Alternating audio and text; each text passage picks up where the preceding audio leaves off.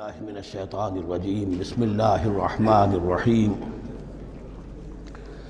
الطلاق مرتان فامساک بمعروف او تسریح باحسان صدق اللہ العظیم۔ پچھلی نشست میں جو مضامین آئے تھے ان میں سے ایک کے بارے میں مجھے احساس ہوا کہ میں نے ایک بات شروع کی تھی لیکن نامکمل رہ گئی۔ آیت الاختلاف کے بارے میں میں نے عرض کیا تھا کہ وحدت ادیان کے فلسفے کا ایک جز صحیح ہے، ایک غلط ہے۔ صحیح جز کی وضاحت تو ہو گئی کہ یہ تمام جتنے بھی دنیا میں مذاہب ہیں اور دین ہیں یہ سب اسی دین حق سے نکلی ہوئی شاخیں ہیں۔ دین حق سے پگڈنڈیاں مڑی ہیں، صراط مستقیم سے پگڈنڈی مڑی ہے، کوئی بہت دور نکل گئی اور اس کا یوں سمجھیے کہ پہچانی ہوئی صورت بھی پہچانی نہیں جاتی، اتنی دور ہو گئی کہ اس کا اس دین حق کے ساتھ اب کوئی رشتہ نظر ہی نہیں آتا۔ کچھ اتنے دور نہیں ہوئے، قدرے قریب رہے، لیکن سب کی بنیاد ایک ہے۔ ظاہر بات ہے کہ حضرت آدم کی نسل سے بات شروع ہوئی ہے، حضرت آدم کی اولاد ایک ہی امت تھی۔ یہ تفرقے جو بھی ہوئے بعد میں ہوئے ہیں۔ تو وحدت ادیان اس اعتبار سے صحیح ہے کہ دنیا میں تمام ادیان، تمام نظام، تمام مذاہب جو ہیں وہ در حقیقت ایک ہی دین حق کی بگڑی ہوئی شکلیں ہیں، بدلی ہوئی شکلیں ہیں، لیکن اسی سے نکلی ہوئی شاخیں ہیں جنہوں نے شکلیں اپنی بدل لی ہیں۔ غلط حصہ یہ کہ اب جو یہ سب کچھ موجود ہے ان کو ایک کہنا یہ جہالت ہے۔ اب ان کو ظاہر بات ہے کہ ان کی شکلیں اتنی ہو چکی ہیں مختلف ایک دوسرے سے، اور اتنی ان میں تحریفات ہو چکی ہیں، اتنا تغیر و تبدل ہو چکا ہے کہ اب ان کو ایک کہنا موجودہ شکل میں یہ در حقیقت فتنہ ہے اور جہالت ہے۔ دوسری بات جو آخری مضمون آیا تھا 28ویں رکوع میں، دیکھیے اس کی ایک تمہید ہے، وہ سمجھ لیجئے۔ انسانی تمدن کا اہم ترین اور بنیادی ترین مسئلہ کیا ہے تمدن کا؟ ایک ہے انسانی زندگی کا مسئلہ۔ انسانی زندگی کا سب سے پہلا مسئلہ وہی ہے کہ جو حیوانی زندگی کا بھی ہے، اپنی مادی ضروریات، پیٹ کھانے کو مانگتا ہے، سب سے پہلے یہی ہے، اس میں کوئی شک نہیں۔ لیکن اس کے بعد جب دو انسان ملتے ہیں اور اس سے تمدن شروع ہوتا ہے، اس کا سب سے بڑا مسئلہ ہے انسان کی شہوت۔ اللہ نے دو جنسیں بنا دی ہیں، مرد ہیں، عورت ہیں، اور ان دونوں کے درمیان تعلق سے نسل آگے چلتی ہے۔ اب اس معاملے کو کیسے ہارنس کیا جائے، کیسے منظم کیا جائے، یہ جذبہ بہت پوٹنٹ ہے۔ جو فرائڈ نے کہا ہے، بس وہ یوں سمجھیے کہ ذرا زیادہ مرچ مسالہ لگا دیا، ورنہ اس میں کوئی شک نہیں کہ یہ بہت ہی پوٹنٹ جذبہ ہے انسان کا۔ انسٹنکٹ جو ہے، سیکس کا انسٹنکٹ، وہ بہت مضبوط ہے، بہت قوی ہے۔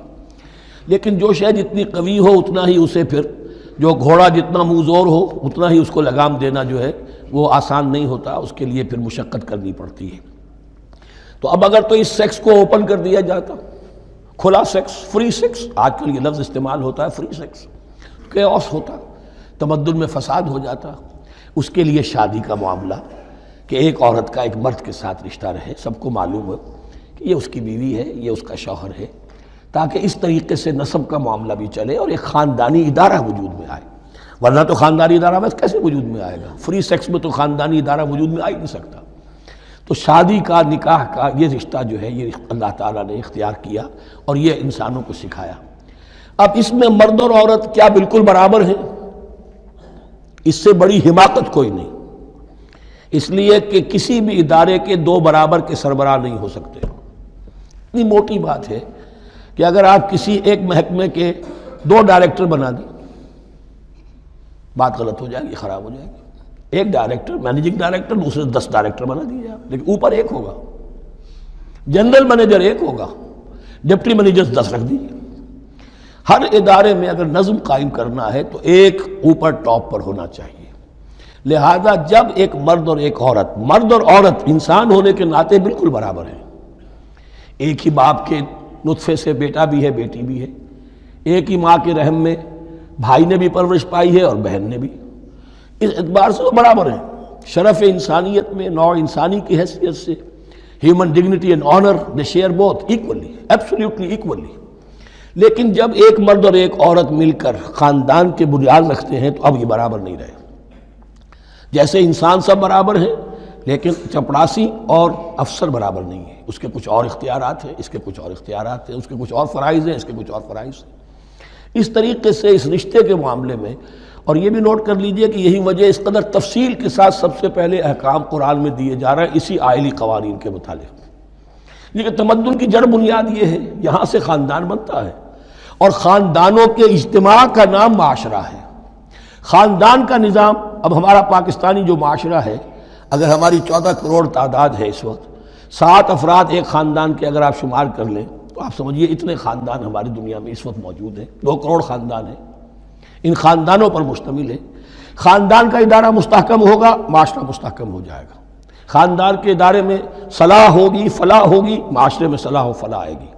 وہاں فتور ہوگا، فساد ہوگا، بے چینی ہوگی، ظلم ہوگا، ناانصافی ہوگی، وہاں کنفلکٹس ہوں گے، میاں اور بیوی میں جو ہے جھگڑے ہو رہے ہوں گے، تو اولاد کی تو جو ہے پھر وہاں تربیت صحیح نہیں ہو سکتی، ان کی تربیت میں منفی چیزیں شامل ہو جائیں گی۔ تو یہ ساری چیزیں جس کی وجہ سے بڑی تفصیل سے قرآن مجید میں احکام دیے گئے ہیں، آئلی قوانین، ان میں جہاں تک یہ معاملات ہے، طلاق کا معاملہ ہے، اس میں برابر نہیں ہے۔ شادی کرنے میں عورت کو بھی حق ہے، وہ شادی سے انکار کر دے، جبر نہیں کیا جا سکتا۔ ایک مرتبہ وہ نکاح میں آ گئی ہے تو اب شوہر کا پلڑا بھاری ہے، شوہر اسے طلاق دے سکتا ہے، اگر ظلم کے ساتھ دے گا اللہ کے ہاں جواب دہی کرے گا اور پکڑ ہو جائے گی، لیکن اختیار ہے۔ وہ خود طلاق نہیں دے سکتی، البتہ طلاق حاصل کر سکتی ہے، خلا جسے ہم کہتے ہیں، وہ عدالت کے ذریعے سے، بڑوں کے ذریعے سے، رشتہ داروں کے ذریعے سے خلا کرے، لیکن طلاق دینے کا حق اس کو برابر نہیں ہے مرد کی طرح۔ اسی طرح اگر ایک طلاق دی تھی مرد نے اور اب یہ عدت پوری نہیں ہوئی ہے، وَبَعُولَتُهُنَّ أَحَقُّ بِرَدِّهِنَّ، اب وہ کہے تو نے طلاق دے دیا، میں تیرے گھر میں بسنے کو تیار نہیں ہوں، نہیں، اختیار مرد کا ہے، عدت کے اندر 3 مہینے کے اندر وہ اس کو واپس لے سکتا ہے، اس کو طلاق رجعی کہتے ہیں۔ یہ تمام چیزیں ایسی ہیں کہ بہرحال خواتین کو اچھی نہیں لگتی، اور آج کی دنیا میں تو جو یہ مرد و عورت کی مساوات کا سلسلہ ہے، یہ شیطان کا سب سے بڑا فلسفہ اور معاشرے میں فساد اور گندگی پیدا کرنے کا اس کا سب سے بڑا ہتھیار ہے۔ اور اب جو کچھ رہی صحیح اقدار ہماری ایشیا کے ممالک جو ہیں، زیادہ تر مسلمان ممالک ہیں، ان میں خاندانی نظام کی جو بچی کھچی شکل رہ گئی ہے، اس کو برباد کرنے کے لیے یہ قاہرہ کانفرنس اور بیجنگ کانفرنس، اس ایشیا کا گھیراؤ دونوں طرف سے، مشرق سے اور مغرب سے، کہ عورت کو آزاد کرو، عورت کو اٹھاؤ، ایمینسیپیشن کے نام پر، آزادی کے نام پر، اور مرد و عورت کی مساوات کے نام پر، تاکہ خاندانی نظام ٹوٹ کر رہ جائے، جیسے کہ ان کے ہاں ٹوٹ چکا ہے۔ خاندانی نظام نے، یہ کلنٹن صاحب نے کہا تھا اپنے سال 9 کے میسج میں کہ عنقریب ہماری قوم، امریکن نیشن، بہت جلد اس کی اکثریت حرامزادوں پر مشتمل ہوگی، born out of wedlock, وہ کسی شادی کے نکاح کے نتیجے میں کوئی وجود میں نہیں آئے ہیں، زنا کے نتیجے میں وجود آئی بھی قوم ہوگی۔ 1 پیرنٹ فیملی رہ گئی ہے، ماں ہی باپ ہے اور وہی ماں ہے، اور وہ دونوں وہ جانتے ہی نہیں۔ اب وہاں بڑی ایک مہم اٹھ رہی ہے کہ ہر انسان کا حق ہے کہ اسے معلوم ہو کہ میرا باپ کون ہے۔ وہاں تو بہت سے لوگ پتہ ہی باپ کون ہے میرا، کیا پتہ۔ یہ تباہی ہے جو اس معاشرے پر آ چکی ہے، اور ہمارے ہاں بھی لوگ اسی معاشرے کی نقالی پر چل رہے ہیں۔ اور یہ نظریہ مساوات مرد و زن جو ہے، یہ بہت ہی یوں سمجھیے کہ تابناک اور بہت اچھے الفاظ کے ساتھ سامنے آ رہا ہے۔ البتہ اس کا دوسرا رخ بھی ہے، اسلام نے عورت کو جو حقوق دیے ہیں بدقسمتی سے ہم مسلمانوں نے وہ بھی ان کو نہیں دیے۔ اس کی وجہ یہ ہے کہ ہمارے اوپر ہمارا ہانٹ کر رہا ہے ہمارا ہندوانہ پس منظر۔ ہندوؤں کے معاشرے میں عورت کی کوئی حیثیت نہیں، نہ اس کی وراثت کا حق ہے، نہ وہ بیوہ ہو جائے تو جینے کا حق تھا اس کو، وہ تو پھر ستی ہو جانا چاہیے اس کو، اس کے لیے تو زندگی کا حق بھی نہیں ہے، وراثت تو بہت دور کی بات رہی، کوئی پراپرٹی کا کوئی سوال نہیں، کسی طرح کی کوئی حیثیت نہیں، کوئی لیگل اینٹیٹی نہیں۔ لیکن ہم مسلمان تو ہو گئے، ہمارے آباء و اجداد، تربیت ہوئی نہیں، لہذا ہمارے اوپر وہی تصورات ہیں، عورت کو جو ہے پاؤں کی جوتی کی طرح سمجھنا۔ یہ جو کچھ ہم کر رہے ہیں، ان کے جائز حقوق بھی انہیں نہیں دیتے، اس کے نتیجے میں ہم جو مغرب کا ہم پر حملہ ہے اس کو مؤثر کرنے میں گویا ہم مدد دے رہے ہیں۔ اگر ہم اپنی خواتین کو وہ حقوق نہیں دیں گے، اگر ان کے لیے جو اللہ نے جو مقرر کیا ہے وہ انہیں نہیں دیا جائے گا، تو ظاہر بات ہے کہ رد عمل میں پھر جو یہ نعرے ہیں اور بڑے خوشنما جو دعوت اٹھتی ہے وہ لازماً انہیں کھینچ کر لے جائے گی۔ تو اس طرف بھی خیال رکھیے، اور ہمارے ہاں دیندار گھرانوں میں خاص طور پر یہ بات ہوتی ہے، اس کو سمجھنا چاہیے کہ عورتوں کے کیا حقوق ہیں، ان کی دلجوئی کتنی کرنی چاہیے۔ حضور نے کیا فرمایا ہے؟ تم میں سے بہترین لوگ وہ جو اپنے گھر والوں کے لیے اچھے ہوں، بہترین لوگ وہ ہیں، ان کے حقوق کا لحاظ ہو، ان کے ساتھ سلوک ہو، ان کی دلجوئی ہو، ان کے احساسات کا بھی پاس کیا جائے۔ البتہ جہاں شریعت کا اور دین کا معاملہ آ جائے، نتھنگ ڈوئنگ، سیدھی سیدھی بات، یہ تلوار کی طرح آپ ننگے ہو جائیں اس وقت کہ یہ معاملہ دین کا ہے، اس میں تمہاری کوئی رعایت نہیں کر سکتا۔ ہاں میرے معاملات کے اندر جو بھی تم چاہو میں نرمی کروں گا، یہ ہو سکتا ہے۔ بس اس کو ذہن میں رکھیے، یہ کڑوی گولی ہے۔ وَلَهُنَّ مِثْلُ الَّذِي عَلَيْهِنَّ بِالْمَعْرُوفِ وَلِلرِّجَالِ عَلَيْهِنَّ دَرَجَةٌ۔ اب درمیان کے الفاظ کو تو جدید جو ہمارے ہیں دانشور وہ لے لیتے ہیں، اوپر کا نہیں دیکھتے کہ بَعُولَتُهُنَّ أَحَقُّ بِرَدِّهِنَّ، برابری کہاں رہی؟ شادی کرتے ہوئے برابری ہے، عورت کہہ سکتی میں شادی نہیں کرتی، شادی نہیں ہوگی، اس وقت برابری ہے، دونوں کی رضامندی سے شادی ہوگی، یہ برابری ہے۔ لیکن جب ایک مرتبہ بیوی بن گئی اب برابر نہیں ہے۔ اب یہ فلسفہ جا کر پوری طرح بیان ہوگا سورہ نساء میں، اور رجال قوامون علی النساء، یہ بات پھر وہاں آئے گی۔ اس کی تمہید ہے یہ کہ یہ کڑوی گولی ذرا خواتین کے حلق سے اترنی شروع ہو جائے۔ وَبَعُولَتُهُنَّ أَحَقُّ بِرَدِّهِنَّ، اور اسی طریقے سے وَلِلرِّجَالِ عَلَيْهِنَّ دَرَجَةٌ۔ البتہ اللہ نے جو ذمہ داریاں عورت کے حوالے کی ہیں، جس طرح کے اس کے فرائض ہیں ویسے ہی اس کے حقوق بھی ہیں۔ یہ ہے جو بات کہی جا رہی، لَهُنَّ مِثْلُ الَّذِي عَلَيْهِنَّ بِالْمَعْرُوفِ۔ اور یہ دنیا کا وہ اصول ہے کہ responsibilities and privileges they go together۔ کہیں آپ کا اگر ذمہ داری زیادہ تو حقوق اور اختیارات بھی زیادہ ہوں گے۔ ذمہ داری بہت ڈال دی، حقوق و اختیارات اتنے ہیں نہیں، آپ ذمہ داری ادا نہیں کر سکتے۔ جہاں ذمہ داری کم ہوگی وہاں حقوق و اختیارات بھی کم ہوں گے۔ یہ دونوں چیزیں پروپورشنیٹ چلتی ہیں۔ اب چلیے آگے، مجھے اندیشہ ہے کہ میں نے خاصا وقت اس میں لگا دیا۔ الطلاق مرتان، طلاق دو مرتبہ ہے، یعنی ایک شوہر کو دو مرتبہ طلاق دے کر اور رجوع کر لینے کا حق ہے۔ ایک دفعہ طلاق دی اور عدت کے اندر رجوع کر لیا، ٹھیک ہے۔ پھر طلاق دی اور عدت کے اندر رجوع کر لیا، ٹھیک ہے۔ تیسری مرتبہ طلاق دی، اب رجوع نہیں کر سکتا۔ الطلاق مرتان، دو مرتبہ ہو سکتا ہے۔ فَإِمْسَاكٌ بِمَعْرُوفٍ أَوْ تَسْرِيحٌ بِإِحْسَانٍ، اب اس کے بعد فیصلہ کرو، یا تو روکو اس کو اپنے گھر میں تو وہ بھی نیکی کے ساتھ، بھلائی کے ساتھ، تنگ کرنے کے لیے نہیں، پریشان کرنے کے لیے نہیں، اور تسریح بِإِحْسَان، یا رخصت کر دینا ہے اچھے بھلے طریقے سے، بھلے مانسوں کی طرح خوبصورتی کے ساتھ۔ روکو تو بھلائی کے لیے، اور اگر رخصت کرنا ہے تو خوبصورت انداز میں۔ وَلَا يَحِلُّ لَكُمْ أَن تَأْخُذُوا مِمَّا آتَيْتُمُوهُنَّ شَيْئًا، اور تمہارے لیے ہرگز جائز نہیں ہے کہ جو کچھ تم نے انہیں دیا تھا اس میں سے کچھ بھی واپس لو۔ جو بھی تم نے انہیں مہر دیا تھا اس میں سے کچھ واپس نہیں لے سکتے جب تم طلاق دے رہے ہو۔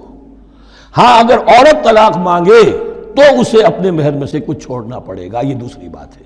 لیکن جب بر طلاق دے رہا ہے تو پھر وہ نہیں روک اس کو، اس میں سے جو بھی کچھ دیا ہو، یہاں تک کہ آیا ہے کہ اگرچہ تم نے ان کو احداہن قنطارا، سونے کے ڈھیر دیے ہوں، ان میں سے بھی کچھ نہیں لے سکتے واپس۔ وَلَا يَحِلُّ لَكُمْ أَن تَأْخُذُوا مِمَّا آتَيْتُمُوهُنَّ شَيْئًا إِلَّا أَن يَخَافَا أَن لَّا يُقِيمَا حُدُودَ اللَّهِ، البتہ اگر وہ دونوں یہ سمجھیں کہ ہم حدود اللہ کو قائم نہیں رکھ سکیں گے۔ مراد کیا ہے کہ فیملی لائف کے ضمن میں جو اللہ نے احکام دیے ہیں، جو آداب ہیں، جو ان کے مقاصد ہیں، وہ ہمارے مابین اتنی موافقت مزاجی نہیں ہے کہ ہم ساتھ چل سکیں۔ ایک عورت اگر یہ محسوس کرتی ہے فَإِنْ خِفْتُمْ أَلَّا يُقِيمَا حُدُودَ اللَّهِ فَلَا جُنَاحَ عَلَيْهِمَا فِي مَا افْتَدَتْ بِهِ، پھر اگر اس کا یہ خیال ہے کہ یہ نہیں رکھ سکیں گے تو پھر کوئی حرج نہیں ہے ان دونوں پر کہ جو کچھ دے دلا کر عورت فدیے میں اپنے آپ کو چھڑا لے، یعنی کہہ کہ ٹھیک ہے تم نے مجھے 10 لاکھ مہر دیا تھا، میں 5 لاکھ تمہیں واپس کرتی ہوں، یا تم نے 10 لاکھ کا میرا مہر رکھا تھا، میں کھلا مانگ رہی ہوں، میں صرف 5 لاکھ کا تم سے تقاضا کرتی ہوں، اسے اپنے مہر میں سے کچھ چھوڑنا ہوگا، یہ فدیہ ہے۔ تلک حدود اللہ فلا تعتدوها، یہ اللہ کے حدود ہیں، ان سے تجاوز مت کرو۔ دیکھیے روزے وغیرہ کے ضمن میں فلا تقربوها، اور یہاں فلا تعتدوها، اس لیے کہ یہاں بڑے دھڑلے سے آدمی جو ہے وہ ان حدود کو پامال کر جاتے ہیں، قانون یہی رہ جاتا ہے، روح اس کی ختم ہو جاتی ہے۔ وَمَن يَتَعَدَّ حُدُودَ اللَّهِ فَأُولَٰئِكَ هُمُ الظَّالِمُونَ، اور جو اللہ کے حدود سے تجاوز کرتے ہیں وہی ظالم لوگ ہیں۔ فَإِن طَلَّقَهَا، اب اگر تیسری مرتبہ طلاق دے دی، الطلاق مرتان تو ہو چکا نا، اس کے بارے میں سارے احکام آ گئے، لیکن اب اگر دے دی مراد ہے تیسری مرتبہ، فَإِن طَلَّقَهَا فَلَا تَحِلُّ لَهُ مِن بَعْدِ حَتَّىٰ تَنكِحَ زَوْجًا غَيْرَهُ، تو اب وہ اس کے لیے جائز نہیں ہوگی جب تک کہ وہ عورت کسی اور شوہر سے شادی نہ کرے۔ اس کو حلالہ کہتے ہیں، لیکن یہ حلالہ کروانا یا کرنا اور کسی کے ساتھ یہ معاہدہ کرنا تم شادی کر لو پھر طلاق دے دینا، اس پر لعنت فرمائی ہے، حضور نے لعنت فرمائی ہے۔ اور ہمارے ہاں علم میں آتی ہے، یہ بات سننے میں آتی ہے کہ بہت سے علماء نے اس کو دھندا بنا رکھا ہے۔ حلالہ مولوی مشہور ہیں مختلف شہروں کے اندر، فَإِن طَلَّقَهَا فَلَا تَحِلُّ لَهُ مِن بَعْدُ حَتَّى تَنكِحَ زَوْجًا غَيْرَهَا فَإِن طَلَّقَهَا، پھر اگر وہ بھی دوسری شادی کی دوسری جگہ پر، اس عورت نے اس شوہر سے بھی نہیں بنی، اس نے بھی طلاق دے دی، فَلَا جُنَاحَ عَلَيْهِمَا أَن يَتَرَاجَعَا، تو اب کوئی گناہ نہیں ہوگا ان دونوں پر کہ وہ رجوع کر لیں، پہلے سابق شوہر سے شادی کر لیں۔ یعنی عورت کو شاید عقل آ گئی ہو، کوئی اسی کی زیادتی تھی کہ پہلے شوہر کے ہاں بس نہیں سکی، اب دوسری مرتبہ کا تجربہ ہو گیا تو اس کے کان ہو گیا کہ کوئی غلطی میری ہی ہے، اب شاید دوبارہ وہ اپنے شوہر کی طرف، سابقہ شوہر کی طرف رجوع کرنا چاہے تو اس کی اجازت ہے۔ ان ظنا یقیما حدود اللہ، اگر ان کو یہ یقین ہو کہ وہ اللہ کے حدود کی پاسداری کر سکیں گے۔ اللہ کے حدود جو ہیں احکام شریعت، ان کو بہرحال مد نظر رکھنا ہے اور فائق رکھنا ہے۔ وَتِلْكَ حُدُودُ اللَّهِ يُبَيِّنُهَا لِقَوْمٍ يَعْلَمُونَ، اور یہ وہ حدود ہیں اللہ کے جن کو وہ واضح کر رہا ہے، کھول کھول کر بیان کر رہا ہے ان لوگوں کے لیے کہ جو علم حاصل کرنا چاہیں۔ ترجمہ یہ ہوتا ہے عام طور پر جنہیں علم حاصل ہے، اصل میں کسی وقت فعل کو طلب فعل کے معنی میں استعمال کیا جاتا ہے عربی زبان میں، یعلمون جو جاننا چاہیں، جن کے اندر طلب ہے علم کی۔ وَإِذَا طَلَّقْتُمُ النِّسَاءَ فَبَلَغْنَ أَجَلَهُنَّ، تو جب تم لوگ اپنی بیویوں کو طلاق دو اور پھر وہ اپنی عدت پوری کر لیں، فَأَمْسِكُوهُنَّ بِمَعْرُوفٍ أَوْ سَرِّحُوهُنَّ بِمَعْرُوفٍ، تو اب چاہو تو روکو انہیں لیکن معروف طریقے سے، اور چاہو تو انہیں رخصت کر دو وہ بھی اچھے طریقے پر۔ وَلَا تُمْسِكُوهُنَّ ضِرَارًا لِتَعْتَدُوا، اور دیکھو ایسا نہ کرو کہ تم روکو انہیں تنگ کرنے کے لیے۔ اچھا ذرا اس کی میں اور خبر لوں گا رجوع کر کے، ذرا اگر تو طلاق ہو گئی تو آزاد ہو جائے گی، غصہ اتنا چڑھا ہوا ہے کہ ابھی وہ غصہ ٹھنڈا نہیں ہوا ہے، رجوع کر رہا ہے اس لیے کہ اسے اور پریشان کروں، اسے اور تکلیفیں پہنچاؤں۔ تو اب یہ کیا ہوا، قانون تو اجازت دے رہا ہے لیکن تم نے قانون کا مذاق اڑایا، تم نے اللہ کی دی ہوئی اس اجازت کا ناجائز استعمال کیا۔ ہاں اگر بسانے کا واقعی ارادہ ہو گیا ہے تو ضرور تم رجوع کر لو، رجوع کا حق تمہیں ہے، لیکن اگر یہ نہیں ہے، پریشان کرنا ہے، فلا تمسکوہن ولا تمسکوہن ضرارا لتعتدوا، ضدم ضدہ ان پر زیادتی کرنے کے لیے، ستانے کے لیے۔ ومن یفعل ذلک فقد ظلم نفسہ، اور جو کوئی بھی یہ کام کرے گا اس نے اپنی جان پر ظلم ڈھایا۔ ولا تتخذوا آیات اللہ ہزوا، اور دیکھو اللہ کی آیات کو مذاق اور کھیل نہ بنا لو، ٹھٹھا نہ بنا لو۔ یہ اچھی طرح جان لیجئے، لا از لا and there can be law which has no flaw. Flawless law is impossible.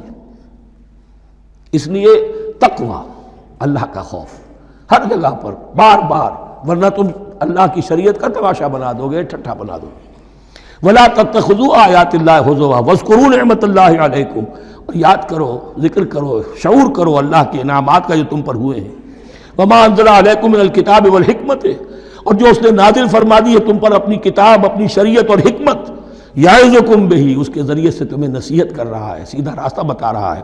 واتقوا اللہ، اللہ کا تقوی اختیار کرو۔ واعلموا ان اللہ بکل شیء علیم، اور جان لو کہ اللہ تعالیٰ کو ہر چیز کا حقیقی علم حاصل ہے۔ وَإِذَا طَلَّقْتُمُ النِّسَاءَ فَبَلَغْنَ أَجَلَهُنَّ فَلَا تَعْضُلُوهُنَّ أَن يَنكِحْنَ أَزْوَاجَهُنَّ إِذَا تَرَاضَوْا بَيْنَهُم بِالْمَعْرُوفِ، اور جب تم اپنی عورتوں کو طلاق دے دو پھر وہ اپنی عدت پوری کر لیں تو مت آڑے آؤ اس میں کہ وہ عورتیں پھر نکاح کر لیں اپنے سابق ازواج سے، اذا تراضوا بینہم بالمعروف، جبکہ وہ آپس میں رضامند ہو جائیں بھلے طریقے پر۔ یعنی اگر طلاق مغلظ نہیں ہے، دیکھیے ایک طلاق ہوتی ہے بائن، پہلی طلاق دوسری طلاق، یہ جب تک عدت ختم نہیں ہوئی طلاق رجعی کہلاتی ہے، اس کے دوران شوہر کو رجوع کرنے کا حق ہے۔ عدت پوری ہو گئی، اب یہ بائن ہو گئی، اب شوہر اور بیوی کا جو رشتہ ہے ٹوٹ گیا۔ اب اگر نکاح ہوگا تو دوبارہ ہوگا، اس میں عورت کی مرضی کو دخل ہے۔ عدت کے اندر عورت کی مرضی کو دخل نہیں ہے، لیکن عدت کے بعد اب عورت کو اختیار ہے، اب تو نکاح ثانی ہوگا، سوائے طلاق مغلظ کے۔ تیسری طلاق اگر ہو گئی ہے تو پھر جب تک اس کا نکاح کسی اور سے نہ ہو جائے، وہ بھی طلاق دے دے، تو ان کے درمیان نکاح نہیں ہو سکتا۔ گویا کہ یہ دو طلاقوں کے بعد اگر پھر یہ لوگ جب کہ طلاق بائن ہو چکی ہو، وہی عورت وہی مرد پھر نکاح کرنا چاہیں تو اب تم آڑے مت آؤ۔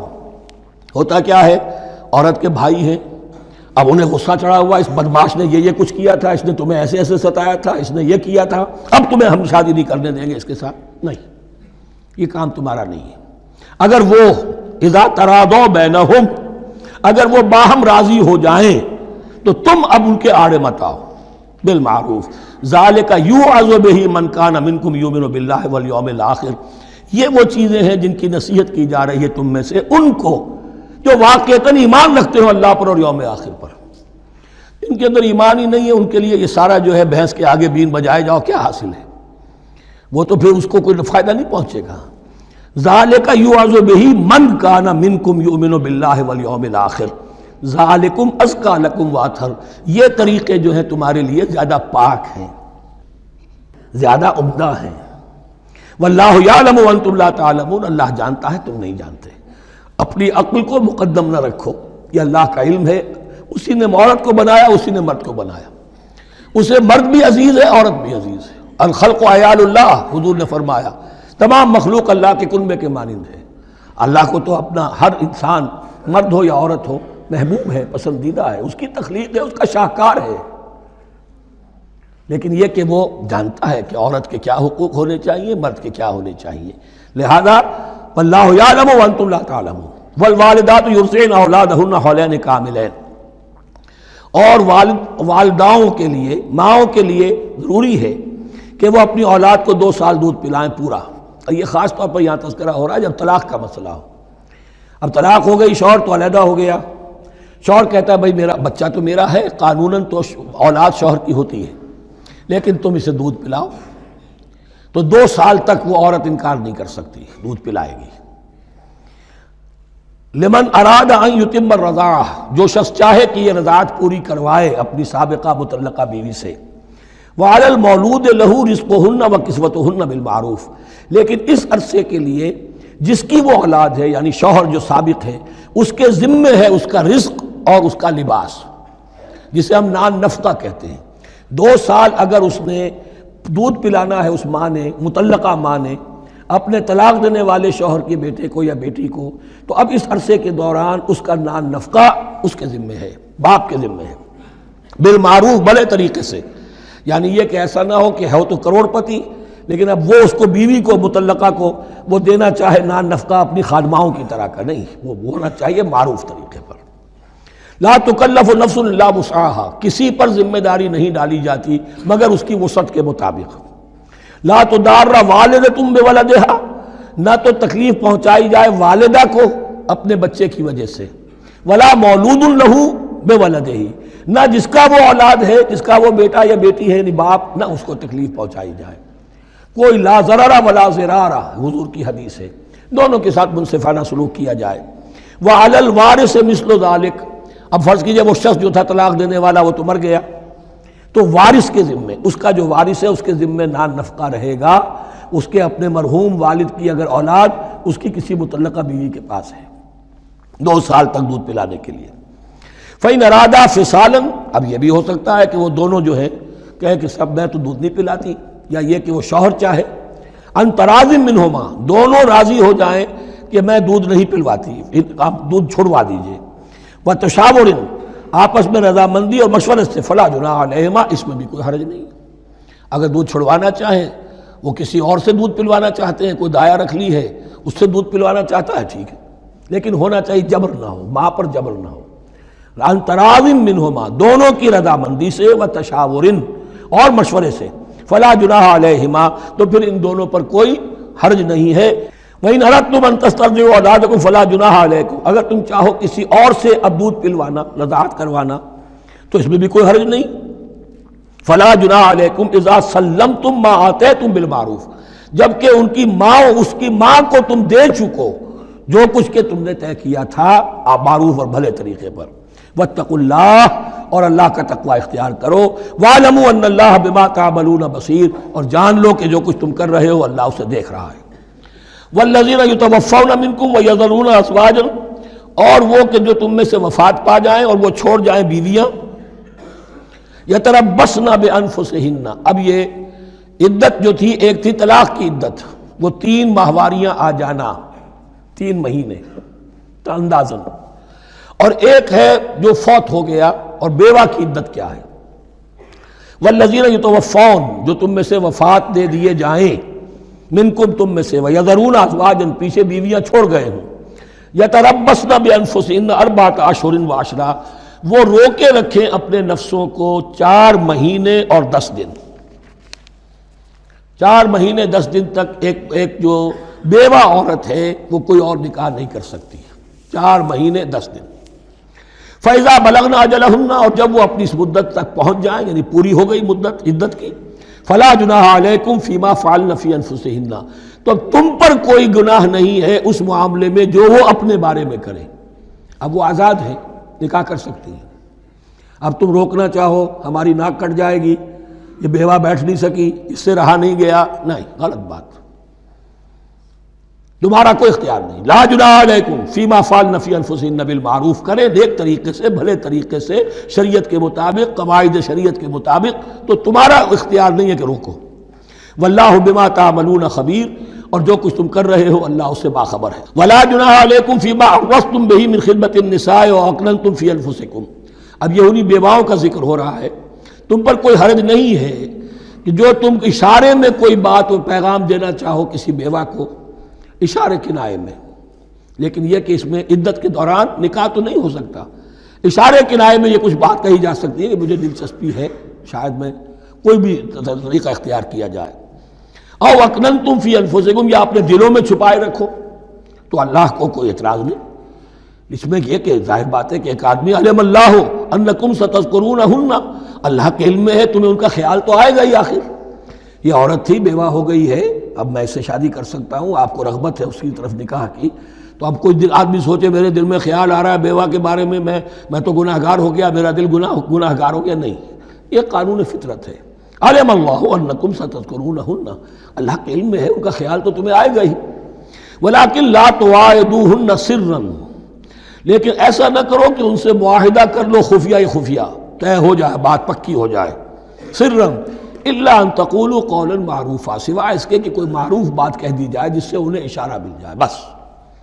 ولا تعزموا عقدۃ النکاح حتی یبلغ الکتاب اجلہ، اور مت باندھو گراہ نکاح کی جب تک کہ قانون شریعت اپنی مدت پوری نہ کر لے، یعنی عدت جب تک پوری نہ ہو جائے۔ اب یہاں دیکھیے حتی یبلغ الکتاب، کتاب سے مراد شریعت، قانون شریعت، کتاب سے مراد یہاں کیا ہے کہ جو بھی قانون آ چکا ہے کتاب کے اندر، 4 مہینے 10 دن کے بعد نکاح اس سے پہلے نہیں ہوگا۔ وَاعْلَمُوا أَنَّ اللَّهَ يَعْلَمُ مَا فِي أَنفُسِكُمْ فَاحْذَرُوهُ، اور جان لو کہ اللہ خوب جانتا ہے جو تمہارے دلوں میں ہے، پس اس سے ڈرو، اس کی پکڑ سے بچو۔ وَاعْلَمُوا أَنَّ اللَّهَ غَفُورٌ حَلِيمٌ، اور یہ بھی جان لو اللہ غفور بھی ہے، بخشنے والا بھی ہے، وہ خطا ہو گئی ہے استغفار کرو، توبہ کرو، اللہ معاف فرمائے گا۔ اور حلیم ہے، وہ فوراً نہیں پکڑتا بلکہ ڈھیل دیتا ہے، مہلت دیتا ہے، اگر چاہو تو تم توبہ کر لو۔ لا جناح علیکم ان طلقتم النساء ما لم تمسوهن او تفرضوا لهن فریضہ، تم پر کوئی گناہ نہیں ہے کہ تم ایسی بیویوں کو طلاق دے دو کہ جن کو نہ تو تم نے اب تک چھوا ہو اور نہ ان کے لیے مہر مقرر کیا ہو۔ یہ ہو جاتا تھا نکاح جو ہے بچپن میں بھی کر دیے جاتے تھے، لیکن ابھی کوئی نوبت نہیں آئی ہے، نکاح تو ہو گیا لیکن نہ کوئی مہر مقرر ہوا ہے، نہ کوئی ان کی ملاقات ہوئی ہے، تو اگر ایسا کرو گے تو تم طلاق دے سکتے ہو۔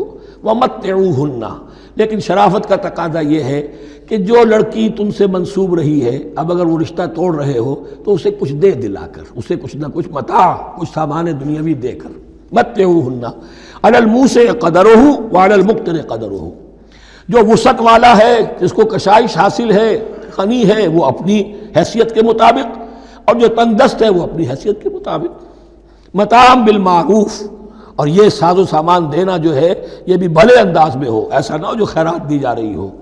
حقا علی المحسنین، یہ حق ہے محسنین پر، یہ سمجھے کہ ہم پر اللہ تعالیٰ کی طرف سے عائد کردہ یہ ذمہ داری ہے۔